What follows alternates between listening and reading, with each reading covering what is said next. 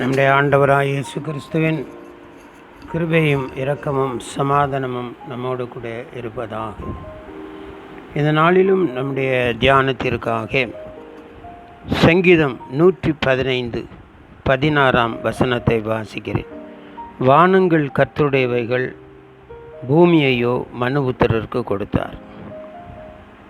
இன்றைய மனிதன் ஆகாய விரிவில் விண்ணில் உள்ள கிரகங்களிலே, சந்திரன், செவ்வாய் போன்ற கிரகங்களிலே வாழ வகை தேடுகிறான். மனிதனுக்கு கொடுக்கப்பட்டிருக்கிற அறிவால், புத்தியால், ஞானத்தினால் அவன் விண் மண்டலங்களை ஆள முயற்சி செய்கிறான். மனிதன் விண்ணில் செலுத்தும் அநேக விண்கலங்கள் வெற்றியும் தோல்வியும் கண்டு கொண்டிருக்கின்றன. 2003 பிப்ரவரி 1 காலை சமயத்தில் கல்பனா சாவ்லாவும் அவருடன் சென்ற விண்வெளி வீரர்களும் பூமிக்கு திரும்பும்போது ஸ்பேஸ் கிராஃப்ட் வெடித்து அனைவரும் இறந்துவிட்டார்கள் என்ற பெரும் துயரம் நடந்தது.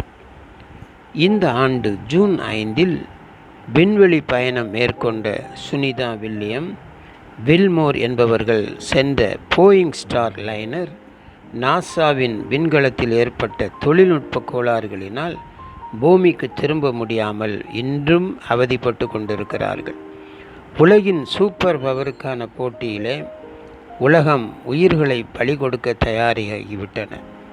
2 விண்வெளி வீரர்களின் உடலிலும் மிகப்பெரிய மாற்றங்கள் ஏற்பட்டு கொண்டிருக்கிறது. எலும்புகள் கூட உருகும் நிலை உள்ளது. தசைகள் செயலிழந்து கொண்டிருக்கின்றன. இதுதான் மனிதனின் விஞ்ஞான அறிவின் பயன்களா? கர்த்தராகிய தேவன் சொல்வதை சற்று கவனித்து பாருங்கள். ஓபதியா தீர்க்கதரிசியின் புஸ்தகத்திலே 3-4 வசனங்களிலும், எரேமியா தீர்க்கதரிசியின் புஸ்தகம் 49 வசனத்திலும் கண்மலை வெடிப்புகளிலாகிய உன் உயர்ந்த ஸ்தானத்திலே குடியிருந்து என்னை தரையிலே விழத்தழுகிறவன் யார் என்று உன் இருதயத்திலே சொல்லுகிறவனே, உன் இருதயத்தின் அகந்தை உன்னை மோசம் போக்குகிறது. நீ கழுகை போல உயரப் போனாலும், நீ நட்சத்திரங்களுக்குள்ளே உன் கூட்டை கட்டினாலும் அவ்விடத்தில் இருந்தும் உன்னை விழத்தழுவேன் என்று கர்த்தர் சொல்லுகிறார். இன்றைய கடைசி காலகட்டத்தில் மனிதன் செய்யும் பல்வேறு தவறுகளால் பூமி மிகவும் வெப்பமயமாகிக் கொண்டிருக்கிறது. பூமி வெப்பமயமாகுதல் மட்டுமல்ல, பல்வேறு இயற்கை பேரிடர்களால் பூமியின் சில பகுதிகள் கூட மனிதன் வாழ முடியாத சூழ்நிலைகள் ஏற்படுமோ என்ற பயம் மனிதர்களிடையே காணப்படுகிறது. சமீபத்தில் கேரள மாநிலம் வயநாட்டில் ஏற்பட்ட நிலச்சரிவினால் சில கிராமங்கள் இருந்த இடம் தெரியாமல் அழிந்து போய்விட்டன. 400க்கும் மேற்பட்டோர் மரணமடைந்திருக்கிறார்கள். இன்னும் 200க்கும் மேற்பட்டோர் தேடப்பட்டு வருகிறார்கள் என்ற செய்தியெல்லாம் பார்த்தோம். ஜனங்கள் வாழ்வாதாரங்களை இழந்து, வாழும் இடமிழந்து, பணம் பொருள் இழந்து, சொந்த பந்தங்கள் இழந்து பெரும் துயரில் இந்த வயநாடு இருந்ததை நாம் அறிவோம். பூமியை வாழும்படியாக ஆண்டவர் மனிதனுக்கு ஒரு ஸ்தலமாக ஆயத்தமாக்கி கொடுத்திருக்கிறார். அதற்காகத்தான் இந்த பூமியை படைத்தார்.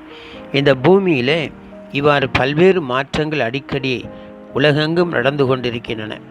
இவைகளெல்லாம் இயேசு கிறிஸ்துவின் 2ஆம் வருகைக்கான அடையாளங்களாக வேதாகமத்திலே சொல்லப்பட்டிருக்கிறது. ஆனால் தேவ திட்டத்திற்கு விரோதமாக மனிதன் சந்திரனிலும் செவ்வாயிலும் போய் வாழ பெரும் செலவு செய்து திட்டங்களை வரைந்து கொண்டிருக்கிறான். நாசா, இஸ்ரோ இன்னும் உலக நாடுகளின் விஞ்ஞானிகளின் கனவு திட்டங்களாக விண்வெளி பயணங்கள் நிகழ்ந்து கொண்டிருக்கின்றன. அநேக காரியங்கள் நன்மையாக இருக்கின்றன, ஆனால் தீயவைகளும் அதிகமாக இருக்கின்றன. அப்போஸ்தலர் 17:26 மனுஷ ஜாதியான சகல ஜனங்களையும் அவர் ஒரே இரத்தத்தினாலே தோன்ற பண்ணி பூமியின் மீதெங்கும் குடியிருக்க செய்து முன் தீர்மானிக்கப்பட்ட காலங்களையும் அவர்கள் குடியிருப்பின் எல்லைகளையும் குறித்திருக்கிறார் என்று வேதம் சொல்கிறது. ஏசாயா தீர்க்கதரிசி 45 வசனத்திலே வானங்களை சிருஷ்டித்து பூமியையும் வெறுமையாயிருக்க சிருஷ்டியாமல் அதை குடியிருப்புக்காக செய்து படைத்து அதை உருவேற்படுத்தின தேவனாகிய கர்த்தர் சொல்லுகிறதாவது, நானே கர்த்தர், வேறொருவர் இல்லை. கர்த்தரின் செயல்படி நாம் இந்த பூமியிலே வாழ்கிற காலத்தில் அவருக்குள் மகிழ்ச்சியாய் வாழ தேவன் கிருபை நம்மை ஒத்தாசை செய்ய வேண்டும் என்று நாம் வேண்டுவோம். நமது சுய புத்தியை அறிவை சார்ந்து வாழாமல் தேவ திட்டத்தை அறிந்து வாழ வேண்டும் என்பதை உணர்ந்து செயல்படுவோம். இந்த பூமியை எவ்வளவு அழகானதாக வளம் நிறைந்ததாக மனிதன் வாழ்வதற்கு ஏற்றபடி நிலம், நீர், காற்று, வெளிச்சம் இவைகள் எல்லாவற்றையும் தந்து நாம் வாழ எல்லாவற்றையும் நன்றாக படைத்த கர்த்தரை நாம் துதிக்க கடமைப்பட்டிருக்கிறோம். ஆதியாகமம் 8ஆம் அதிகாரம் 22ஆம் வசனம் சொல்லுகிறது, பூமியிலுள்ள நாளளவும் விதைப்பும் அறுப்பும் சீதளமும் உஷ்ணமும் கோடைகாலமும் மாரிகாலமும் பகலும் இரவும் ஒளிவதில்லை என்று தம்முடைய உள்ளத்திலே சொன்ன கர்த்தர் இச்சூழ்நிலைகளை மற்ற கிரகங்களிலே உண்டு பண்ணவில்லை.